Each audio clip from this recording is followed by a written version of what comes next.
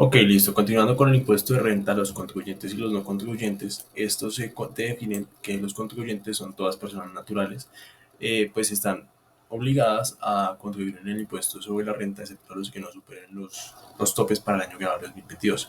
¿Cuáles son esos topes? Los que no superen el tope de patrimonio bruto, ingresos brutos, consumo con tarjeta de crédito, compras y consumos totales, consignaciones bancarias y obviamente pues el responsable y sí o sí tienen que declarar.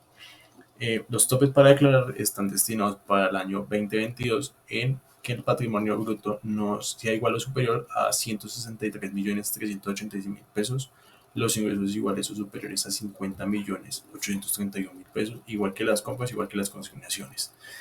Bueno, los no contribuyentes declarantes son los sindicatos o asociaciones gremiales, los fondos de empleados o de inversión, las iglesias o partidos o movimientos políticos, los fondos de capital privado o colectivo o cualquier establecimiento oficial descentralizado.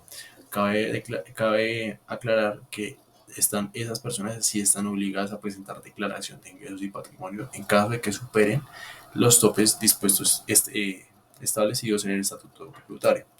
Los no contribuyentes son las personas naturales o jurídicas que no cumplen con los topes anteriormente mencionados, igual que la nación, las entidades territoriales y las CAR, las superintendencias y unidades administrativas, los fondos de pensiones y cesantías, las mejoras públicas para la sociedad, las asociaciones de padres de familia o acción comunal, los resguardos indígenas y la Cruz Roja Colombiana.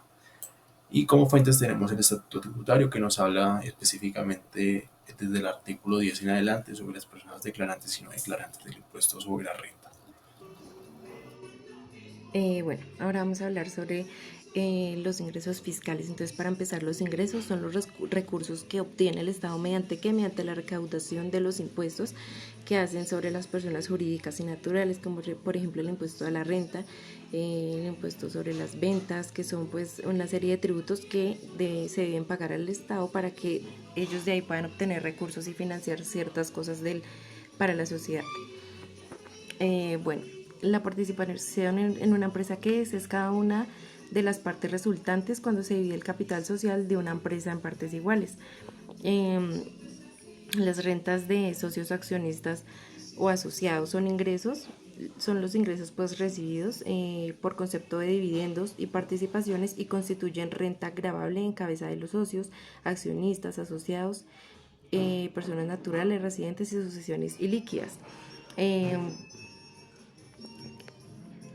Bueno, en cuanto a los ingresos por intereses y rendimientos financieros, estos son pues los ingresos que se obtienen con origen en las gestiones operacionales financieras, de manera que pues estos ingresos financieros constituyen una renta gracias a una actividad derivada de la inversión de capital financiero.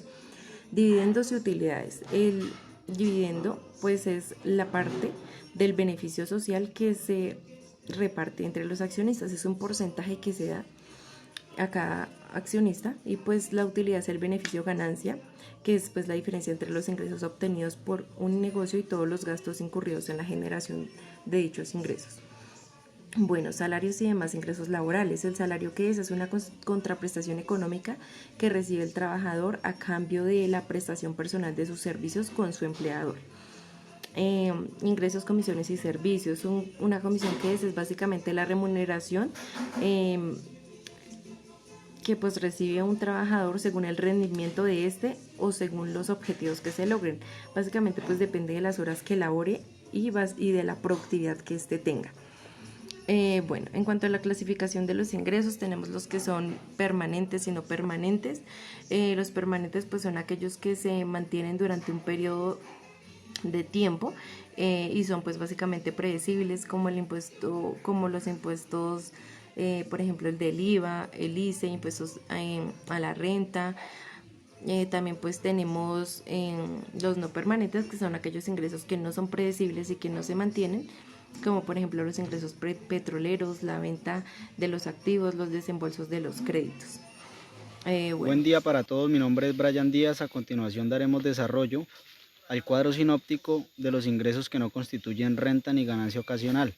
Inicialmente, en el artículo 34 del Estatuto Tributario nos establece que los ingresos de las madres comunitarias, artículo 36, la prima en colocación de acciones o cuotas sociales, utilidad en la enajenación de acciones, capitalizaciones no grabadas para los socios o accionistas, componente inflacionario de los rendimientos financieros, recompensas, apoyos económicos pueden ser del Estado, indemnizaciones por destrucción o renovación de cultivos y por control de plagas, los gananciales, que como bien sabemos son los bienes adquiridos durante las uniones maritales, donaciones para partidos y movimientos y campañas políticas, participación de dividendos, utilidades en ajustes por inflación o componente inflacionario, distribución de utilidades por liquidación, aporte de entidades estatales sobre tasas e impuestos para el financiamiento de sistemas de servicio público de transporte masivo de pasajeros,